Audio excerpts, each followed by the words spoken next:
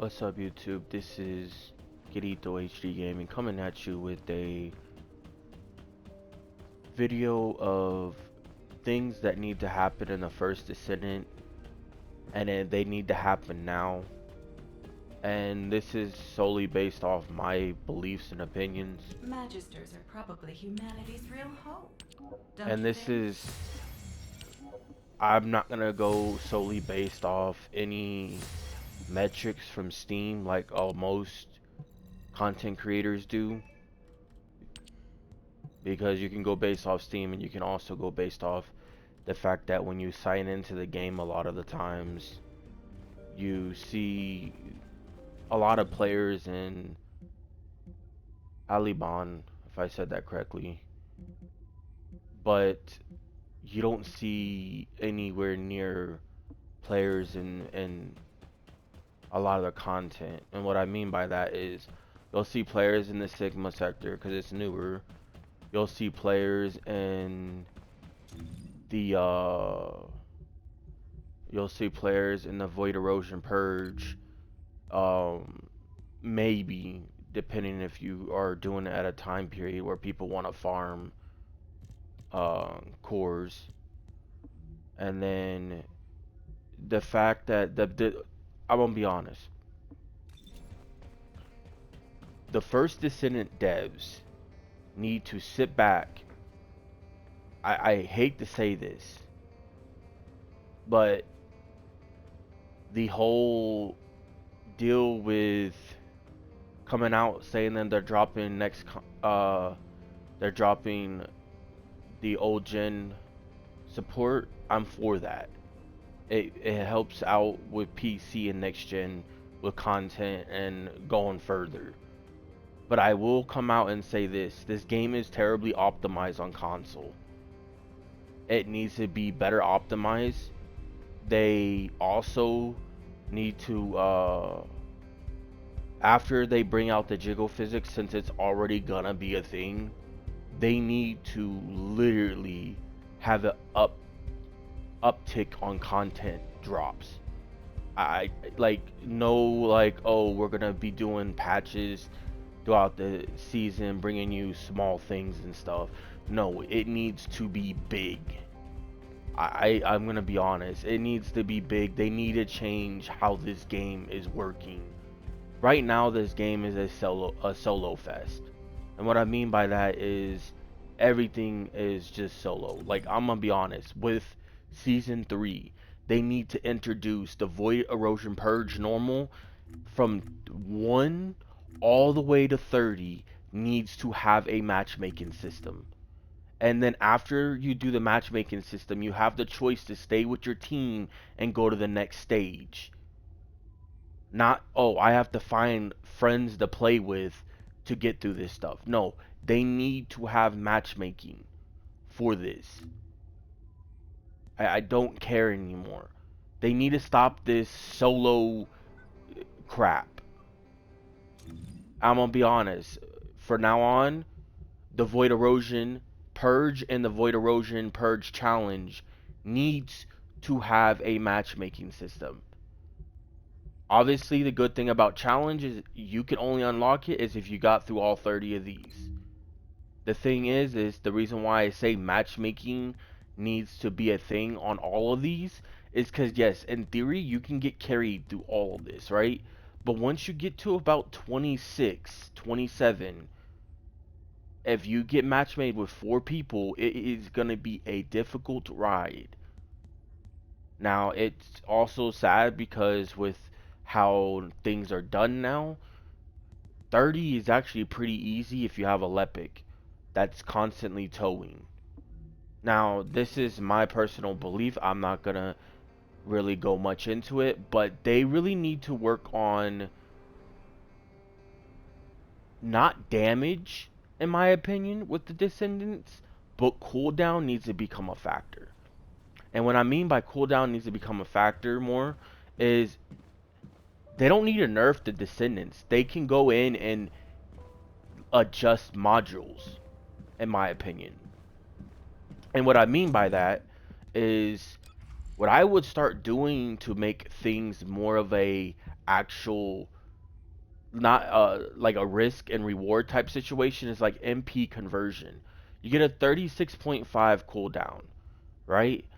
But you only lose 15% max MP.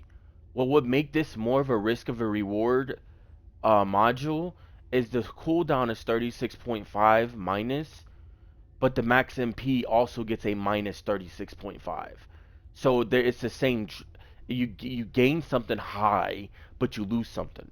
So 15% max MP, I'm at 341.7, right? Max MP is minus 15. So let's get into this real quick.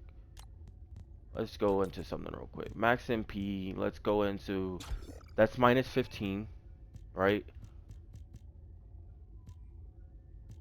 And we're not going to be able to do this perfectly because I don't think there's a lot that actually take away MP, sadly.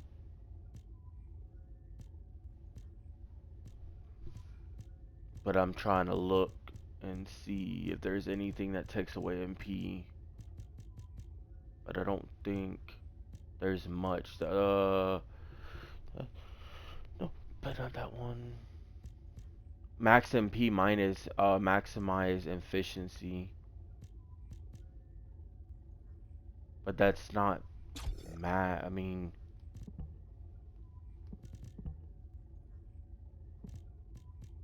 wait, don't I have that? Should I have? I don't. No, I do. Oh no, that's a maximize conversion. This is maximize efficiency.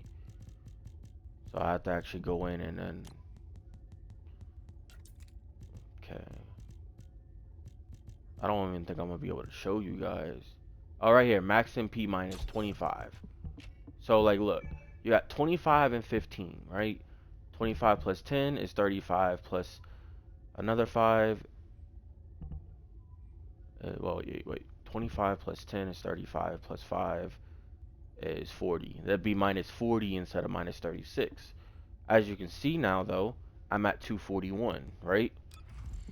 With both of these minus. Well, if you just do the minus 36 solely on this mod only, if you did minus 36 max MP solely on this mod, that would make it to where a lot of people do not want to play with that mod anymore.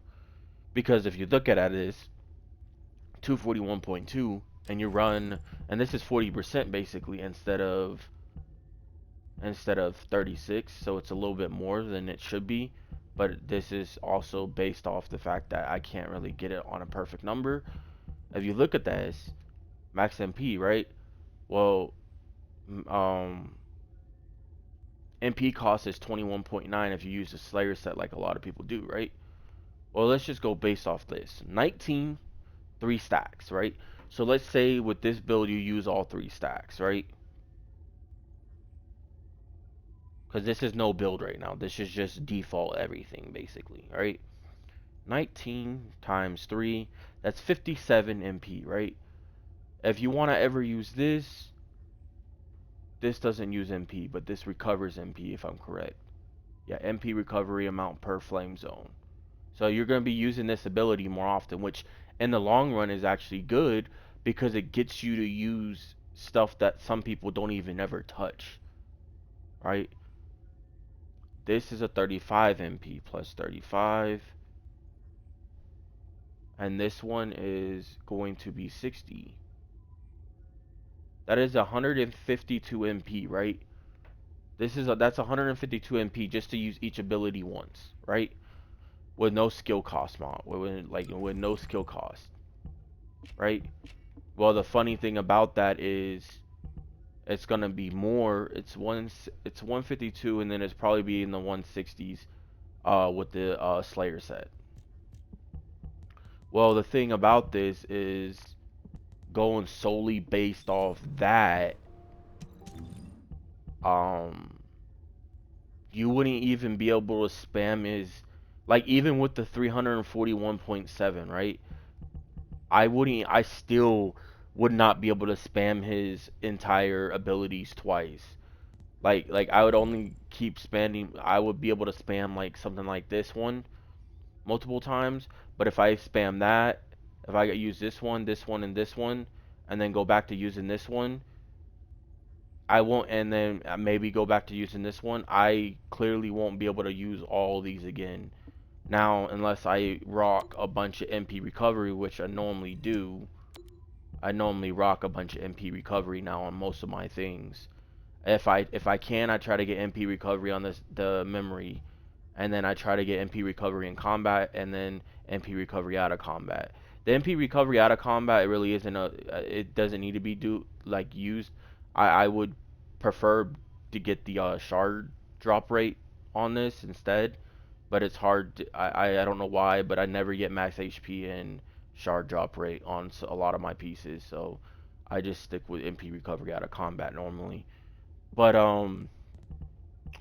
what I'm saying is they need to redesign the modules on more of a risk and a reward factor, because a lot of the modules are what makes these descendants powerhouses.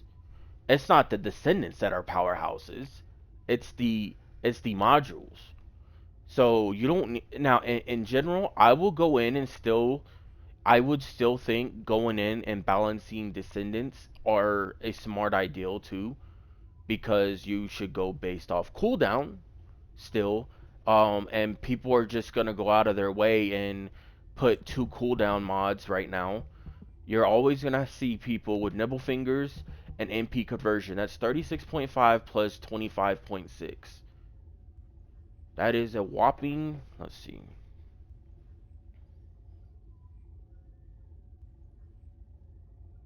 That's a whopping 62 point. It's over here actually. I don't even know why I did. Well, I'm at 74.3 skill cooldown because I also got a cooldown over here of a .067, right?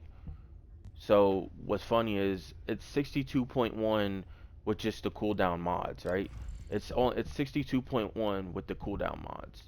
You do 36.5 plus the 25.6, and then from 62.1 to the 74.3. So what you do is you're gonna minus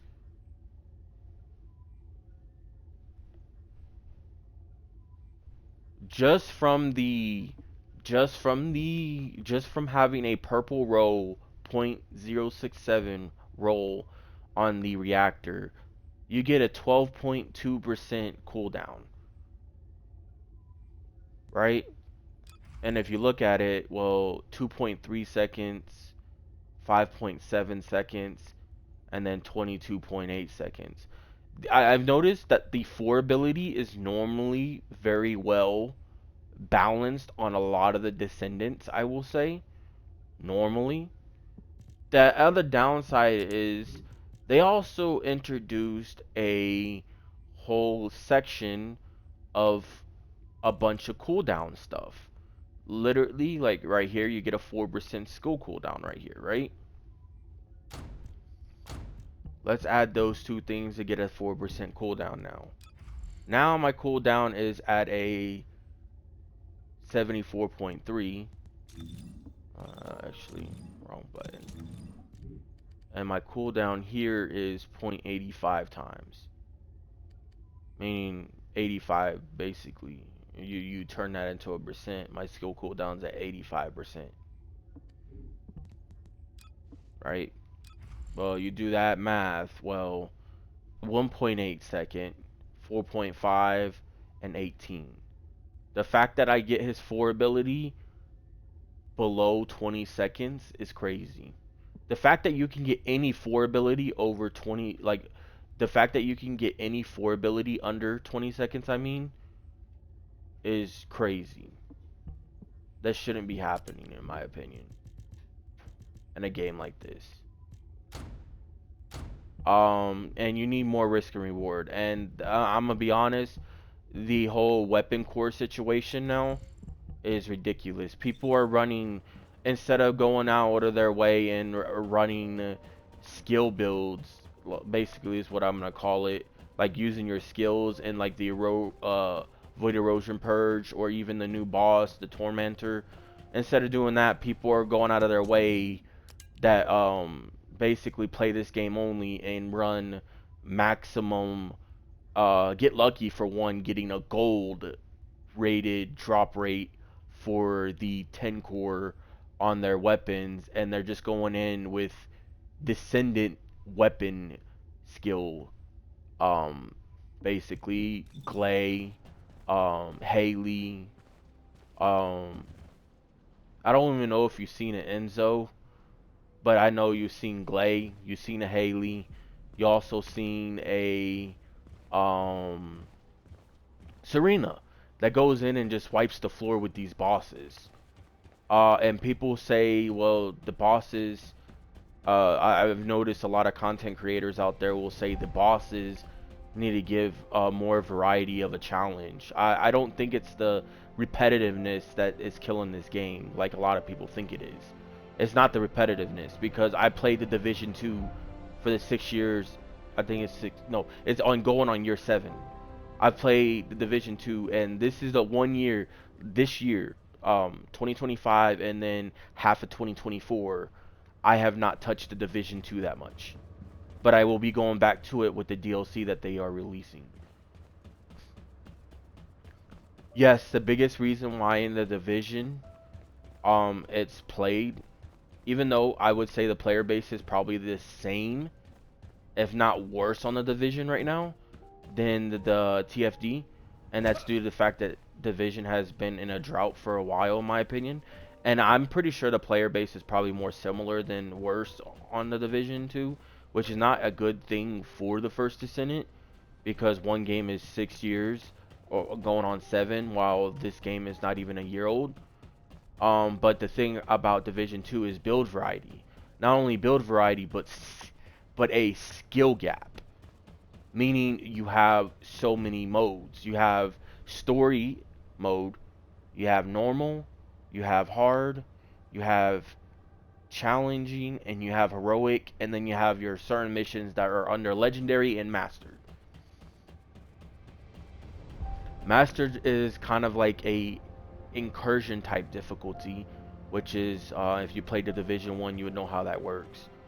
Or if you played the incursion on the current game right now, it's kind of like a mini raid. Well, one, I think this, like when I first seen the Void Vessel come out, right? I thought it was going to be some type of mini, kind of like a mini raid. It was going to be a little bit long. It wasn't going to be able to be completed within less than 5 minutes, like it is in some runs. And I thought the boss was going to be a little difficult at the end, but it really wasn't. First run or two, maybe it was difficult, but other than that, everyone gets a hang of it. Bam, it's easy. And the one thing I liked about the Void Vessel that they did is they had different routes you ran each time you went. Well, the problem with that is they only had 2 routes you ran. Well, in a way, it was 2 different routes in the beginning that can go into 2 different routes throughout the entire way. But finally, going towards the end, you always end up doing the same thing. Which, in the long run, the repetitive doesn't really matter to me.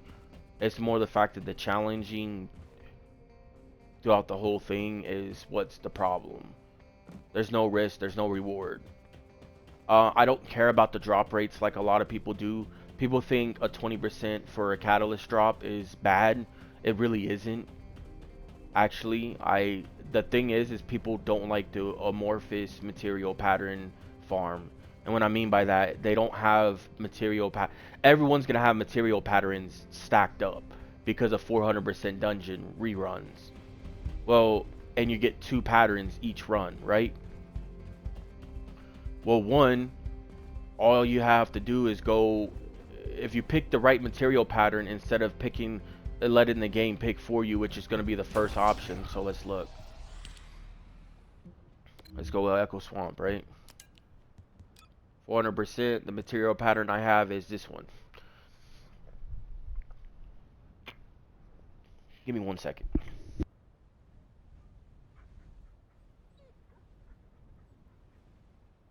Sorry, I got bad allergies this morning. Um, right here, like if I just start this mission, at least I get lucky with the thing that has two ultimate drops and a catalyst and then two ultimate weapon blueprints. Which this material pattern isn't bad. You get two of these and then go run the boss after. And you got catalyst drops. Now it's a 20% drop. Yes, that is true. But what's funny is if you go run a boss 10 times, right? There's obviously going to be a chance that you don't get a single catalyst. But there's also a chance that you get like 6 catalysts. Just a couple days ago, well, let's go to my research center real quick. And mind the fact that each weekend that ETA vendor comes out, you tend to get at least one catalyst blueprint out of that. At least out of all the weekends I end up playing, I end up getting one. I can't see it because I already crafted it. Well, I can't really show you because I already crafted it there, so I'd have to go here and show you. Mind the fact that I made 4 catalysts in the last 2 days since I've done bossing. Where is it? Let's just go here.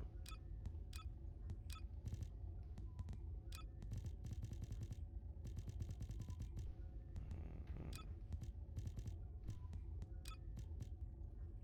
11.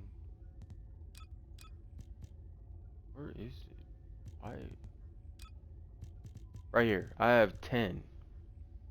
Actually, I had done more catalyst than 2 days ago. No, not 2 days ago. Probably about 4 or 5 days ago. I had a total of 7 of these catalysts, right? 7. I have one making right now, and I've made 6, and this is just solely based off the times I have logged on, right? So I've made 6, and I have one cooking right now. That's 7, counting. That's 7 catalysts basically I made in the last 4 or 5 days. Um, and sometimes I get on just to, research a catalyst. That's not counting the catalyst that I also earned from. Where am I? What am I doing? From this right here. You get a catalyst on day 1 for instantly, right? Not even gonna get into energy activators. And you get a catalyst for clearing the intercept battle 4 times. So that's another 2 that you can get. If you don't want to count the one from day 1, you at least get one from here, which started.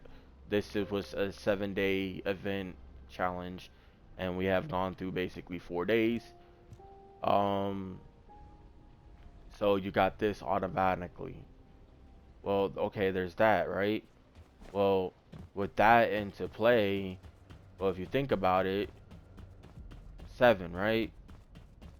That I've researched plus that one, that's 8.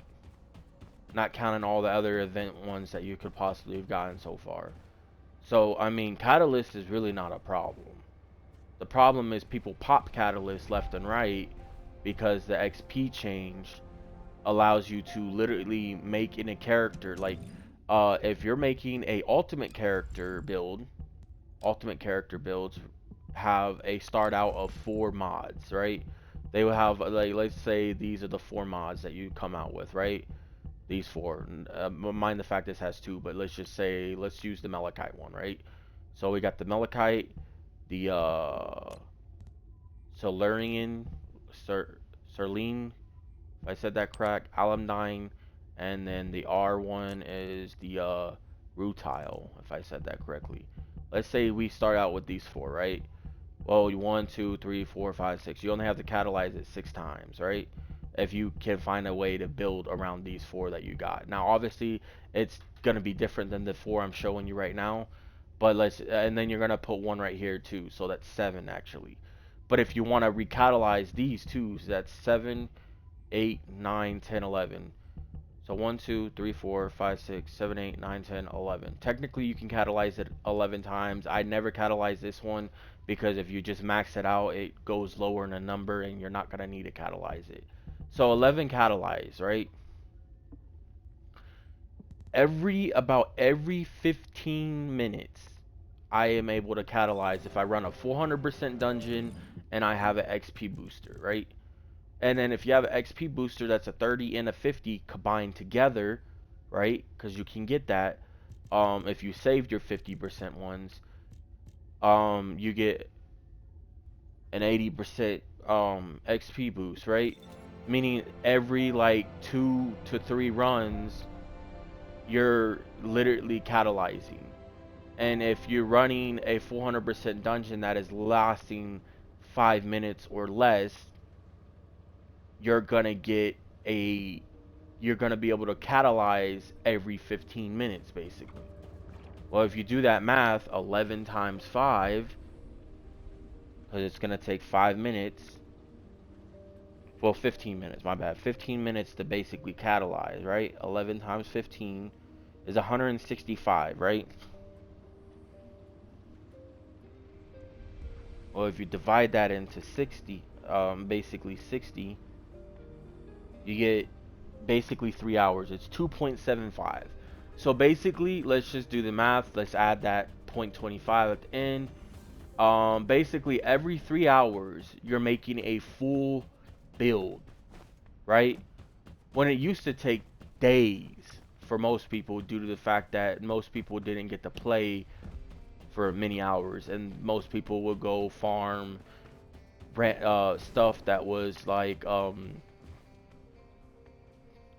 sorry, my allergies. uh Most people would farm things like there was a Valby out a Valby like right here there'd be like a void fragment that you go in with Valby, and then some other and then other descendants that you wanted to level up that wouldn't be non-attribute. Fastly, there was also the money cave that is now no longer a thing because the way they opened up the cave now. So they fixed the exploits, but they also made it to where now it takes 3 hours to do a full build. Well, 3 hours to do a full build, one, that makes the grind less grindy automatically, which a lot of people obviously wanted, but then it makes it to where everything gets boring faster. 400% dungeons need to have a downtick in enemy spawns, but an uptick in elite spawns. What I mean by that is you're gonna have enemies spawn out less, because if you think about it, Freyna is kind of useless in the 250 and 100% dungeons because enemies are spawned out less. So Contagion is kind of useless in a way. Now it's still not useless because if you stack up a crap load of range on your build, which most people are gonna have, like for instance, like my Freyna build.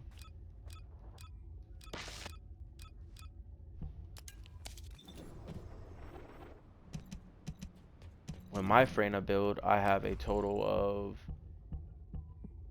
skill expansion, right? Automatically, I have skill expansion, and I also have maximize range. I literally have 2 range mods, meaning I have a total of, where is it? 11.5 is the range, and then contagion range when killed 17.2, meaning it has a 17.2 spread radius when killing. Well, if you have easy mobs like you do in the 400% and only a couple of elites here and there, well, Freyna's just going to wipe everything. 17.2 range spread on each kill. That's spreading the whole room in split seconds. Well, one, they need to spawn less enemies, but spread it out and more elites. Meaning Freyna is not going to just walk in and kill everything in seconds. Even with the fact that Freyna takes a couple of seconds to kill now, compared to back then, it would just be instant nuke. Now it takes a little while because they have like I'm assuming there's like a spawn protection in a way. But I mean, it's a terrible spawn protection or whatever you want to consider it. Freyna is still nuking stuff. It doesn't matter if you give a couple of seconds. For in general though, the 400% dungeons need to change, since they are used for almost everything now besides the archive tree, which or archive tuning. the best thing for archive tuning is going to be this down here, which is also surprisingly one of the best for regular farming on leveling up. You would have run this probably about 4 times to get from 0 to 40. But you could do this in less time or the same amount of time as the 400%. But you also get a bonus of 4,000 towards your tuning. I think 4,000 to your tuning is downright ridiculous. I think that should be cut in half, which gives you 2,000 for a daily run, and then instead of the 1,500, you get 750. And I think that would fix the archive tuning max out so quickly. And then you go based off that. That actually would kind of be wellly put, because if you go to the 400%, I'm on a normal world weirdly.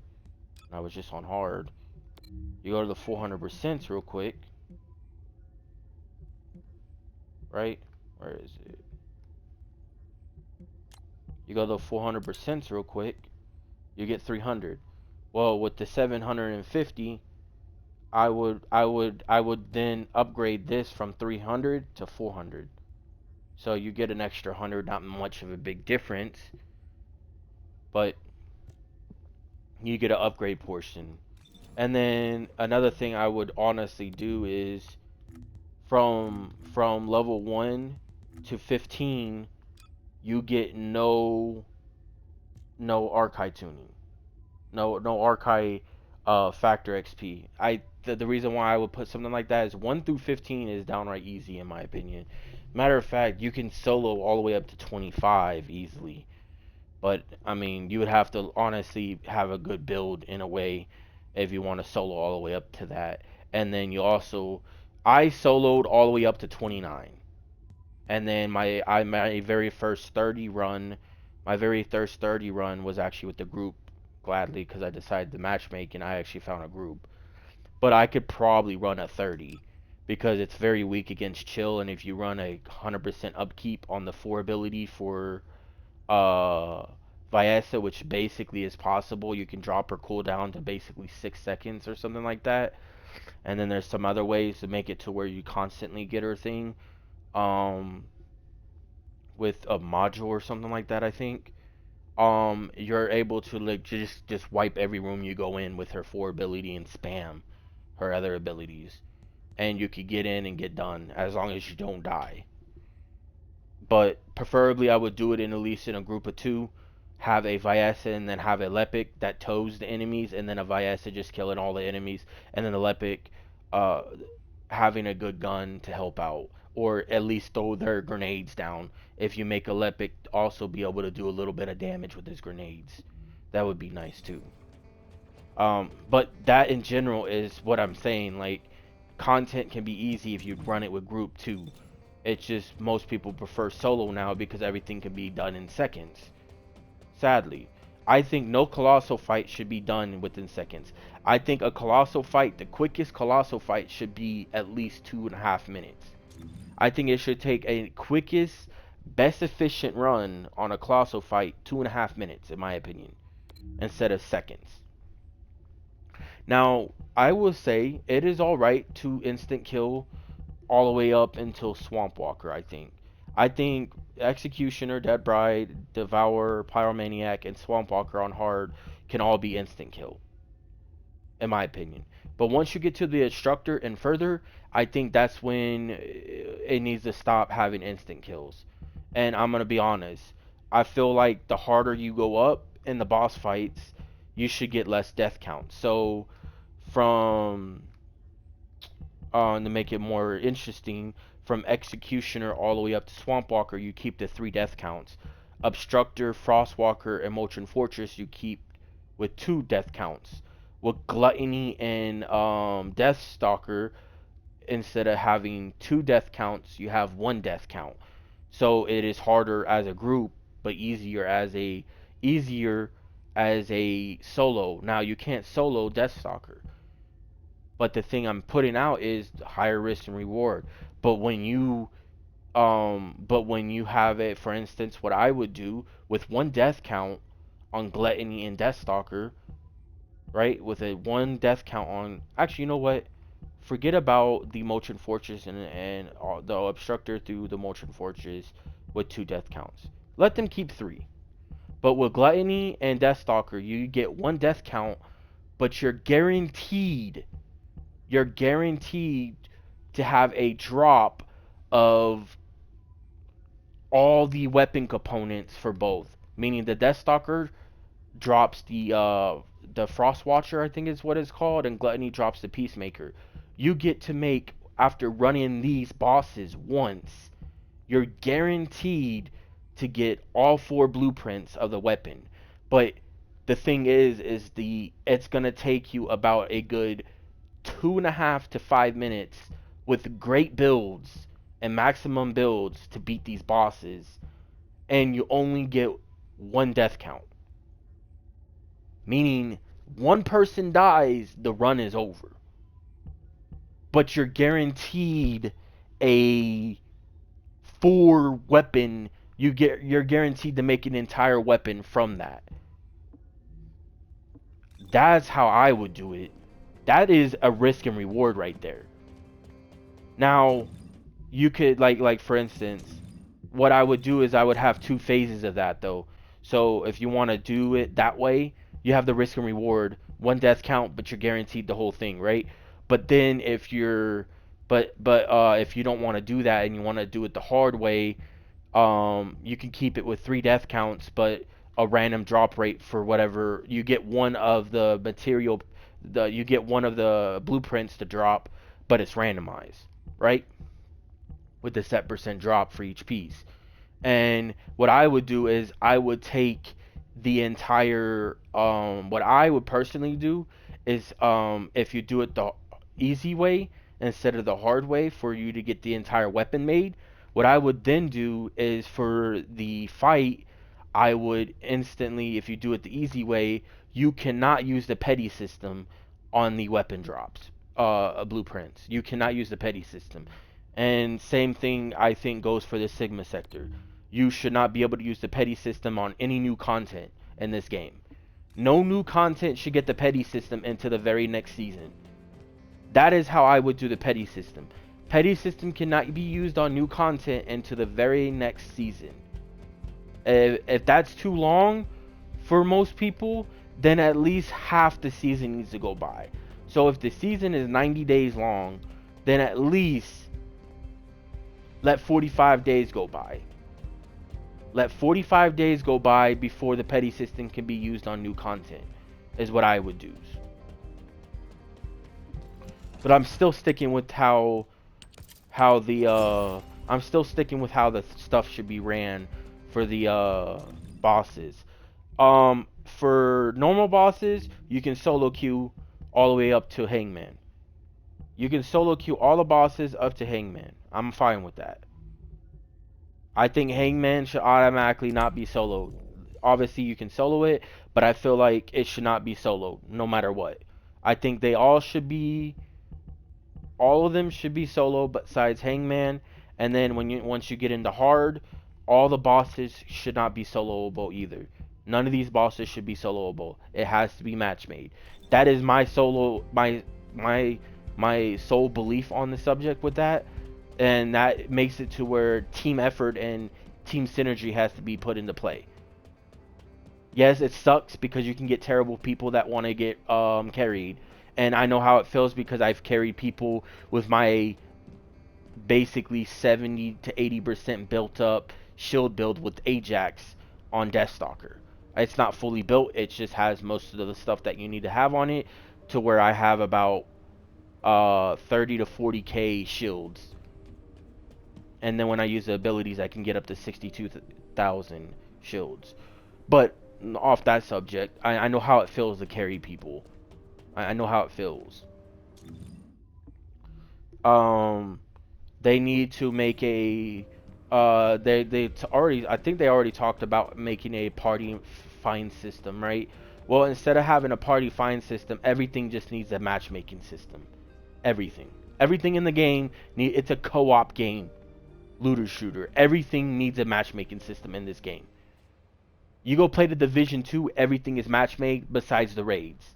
The raids on Discovery is match made, but on normal, you have to have like a Discord or friends and stuff to go find it. And the reason why they did that is because they don't want to have it to where random people are getting carried and it just you're never going to be able to find a good team because you're going to have randoms that want to go in and get carried.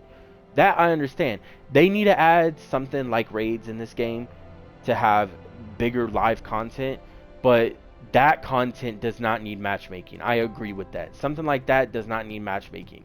And that is solely belief on the fact that, yes, you're going to get people that are going to want to get carried.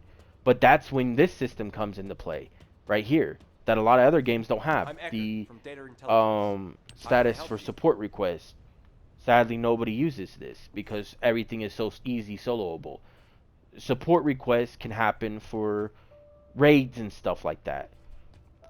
And the 400%, I already said that could be changed up to be harder with putting in more elites. And instead of having just the red name bosses at the end, have one at the 50% mark of the mission and then one at the end, meaning you have two spawn in, meaning in the middle of the mission you have two spawn in, and then at the end you have two spawn in, and then throughout that rest of the match for the 400% you have multiple yellow elites spawn in instead of just regular red bars that are instantly wiped by Freyna. That would make it to where you have more team synergy, where you're gonna want to bring in like maybe a towing Lepic, so you could tow everyone together. So then Freyna can literally kill everything quicker. You know, it's gonna take more team synergy and more team effort instead of just walking in and let Freyna just wipe everything.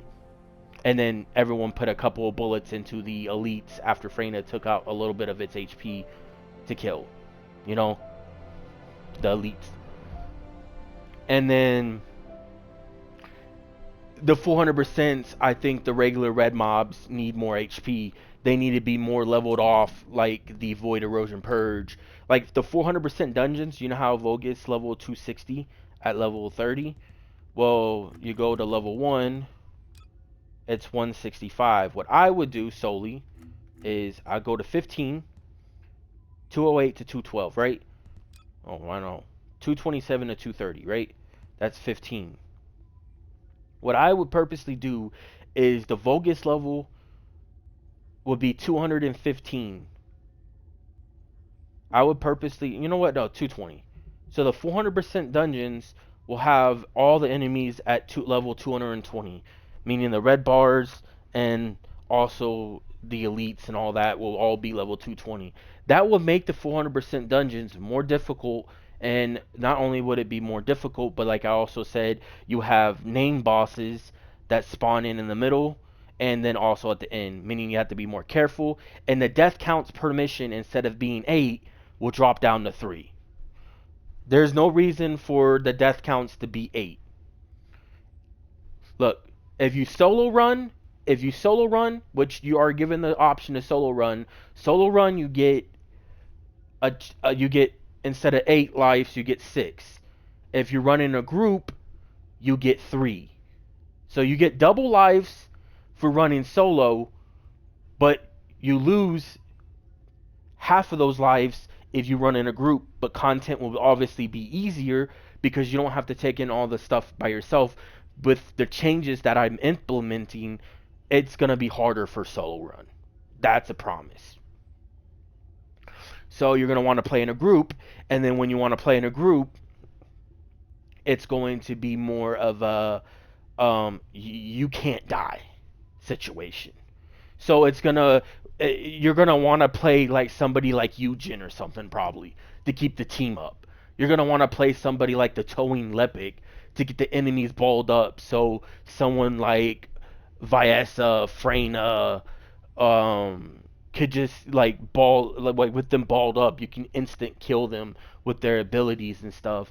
In a way, and when I mean Viessa can instant kill, but like she requires obviously the cooldown modules and stuff that I brought up would make it to where she can't use her stuff as much. like I said, I don't think the 4 abilities on any Descendant should have a 20 less than 20% cooldown. I think you should have to automatically wait 20 seconds for each 4 ability, meaning the lowest cooldown ratio for each 4 ability for each Descendant should not allow you to go down any lower than 20 seconds. So if 20 seconds is the best, and then anything upwards would be other, obviously, if you don't run maximum cooldown. If you run maximum cooldown, you get 26, I mean 20, and I said 26, I mean 20 seconds of cooldown for the 4 ability, nothing lower, right? Because the 4 ability is normally the most powerful ability. They need to rework how shields work in this game. They need to make it to where shields have a better regain speed, meaning you regain your shields back at a faster pace, right? And they need to make it to where shields is kind of like defense, meaning I've noticed that shields go away way quicker than your regular HP does. I think your HP should go away quicker while your shields, and then if you run defense or any elemental resistances or crit resistances, you then take less damage, but your HP should get erased quicker. You get more hit points, meaning you can get hit more with your HP than you do shields and defense. I think shields and defense needs to be more around the survivability than your HP. That's just solely on my belief. That's because your defense is basically your toughness, right? How tough you are basically. And then your shield is basically damage you're taking, but it's not affecting you really because the fact that it's not hitting your regular HP. That's what normally shields are. Okay, well, if you build, and that would make it to where if those are more better than HP, but once you get your HP started taking out, that's when you start have to worrying because you get issues. And I think each faction in this game should have a debuff once they're able to tick into your HP. For instance, each faction also has they already do debuffs against you. So basically, if you get hit, like their debuffs should not do anything to you when you have your shields up. But their debuffs, like for poison, fire and all that, if you get hit with all that, you get a debuff. And the debuffs, let's say, instead of them being like a one hit tick or something, or maybe like a two hit tick or whatever, you get a debuff for like 10 seconds, meaning you get a set amount of damage taken away from your HP while getting, so like for instance, if you are hit with fire, right? Let's say you get hit with fire or poison debuff. It lasts 10 seconds, and each second you get a total of like say 250 HP taken away, right? So that's 250 times 10. Let's do that math real quick. I just threw a number out there. But 250 times 10 will be 2,500 HP. Well, if you don't run any HP mods, on your build, and you run no HP um on your external components, then you would basically probably be dead with just that debuff. But that at that point you would want to build around shield and toughness. So shield, you build around shield, and then like say toughness, right? Each 10% toughness, you get a 10% reduction in damage. So let's say if the debuff was 250 and you got 10% of you get 10% of defense, which is 10% toughness, that means you get a 10% reduction in damage, right? Actually, yeah, 10% is fine. And then the thing is you can only max out your toughness to 50% instead of 80%, I think is what it is right now.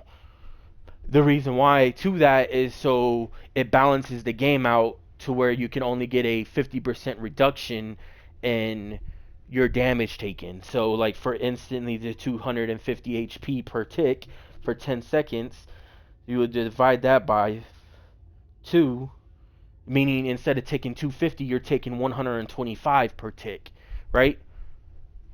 And you get a 50% obviously reduction to that. But it only, like I said, the debuff only happens if you get your shield taken away. And what I mean by that is, yes, at the end of the day, when I say the shield should come back quicker, they should. Meaning, like, if you get no damage taken to you while you're trying to wait for your shields to come back, if you get no damage taken for, like, say 5 seconds, if you find a way to hide, find a way to do something, like an Ajax comes out of the way and puts his shield up, right? Ajax comes out of the way and puts his shield up for you, right? Then if you take no damage for 5 seconds, 5 seconds is I think a good number. If you take no damage for 5 seconds, you get your regeneration of all your shield back, right? But that's if you take no damage. If you instantly take damage within those 5 seconds, instead of getting your full 100% shield back once the 5 seconds are up, you automatically only get half of your shield. Meaning if you take no damage within 5 seconds, you get your full shield back. But if you take damage within the 5 seconds of regaining your shield, you only get half of your shield back. So let's say if you have 2,000 shield, 5 seconds no damage, you get your 2,000 shield back. If you take damage, you only get 1,000 of the shield back. That is, I think, a perfect scenario because you have to take it to where you don't take damage. But then people like, you have somebody like Eugen that can heal you. Well, if you bring Eugen in, he can heal you. Another thing I think Eugen should also have is instead of basically reviving you, I think he revives you quicker than any other of the descendants. If he revives you while you're in a down state, his if you use his red mod where you can heal everybody in one little go, with I think it's his 4 ability, it allows you to pick up people that are down and down state. Meaning if they're down bleeding out, you could pick them up without having to actually physically picking them up with his ability. That would instantly give Eugen a buff. And then for Enzo, you know how Enzo, I don't know if Enzo's ability to regain his shields, I don't know if that works on because I don't even have an Enzo build. I don't use Enzo like that.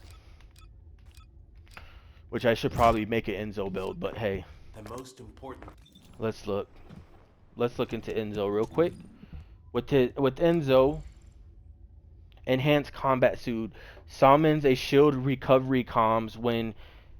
Okay, so basically, so when he uses his 3 ability, when Enzo uses his 3 ability, instead of it lasts us for 6 seconds, initial shield recovery 25%, continuous shield recovery 6%. What I would do is his initial shield recovery, since you're going more based off having more shields and toughness and then HP with the debuffs that can happen and everything else, and your HP going away quicker, and you're wanting to build more into shields and also defense instead of just throwing HP mods on, you get a 35% initial shield recovery and then continuous shield recovery of 5% instead of 6% per second, basically for 6 seconds, meaning you can get up to 6 times 5, obviously. But his 3 ability works on the teammates too. So instead of an initial shield recovery of 35%, but that is for you, they need to add a separate section that shows enhanced combat suit for teammates. But this requires you to use a red mod. His 3 ability can heal teammates if you get a red mod. I don't know if there's already a red mod for him that does that, because I haven't actually looked into his building yet. Let's see. Focus Fire changes the 4 ability and the 2 ability, not the 3 ability. This one, it changes the 3 ability, but it does a duration range, max range, firearm increase amount. So you get a firearm increase amount when you step in. I'm assuming that's also for your allies. Yes, it's for your allies. Supply tactical. Yeah, see. So yes, they need to make a red mod to where his combat suit can heal teammates. And then you get a 35% and then a continuation of 5%, right? While the teammates, instead of getting 35% initial recovery, they get 20% initial recovery and a 2.5 continuous shield recovery every second. And this will be the end of this video for part 1. I will be making a part 2 right afterwards. I hope you guys enjoy, like, and subscribe. And sorry for the long videos, but these are my opinions. I'm not going solely based off one or two things. I'm going based off all content. So I apologize that these videos are long. Peace.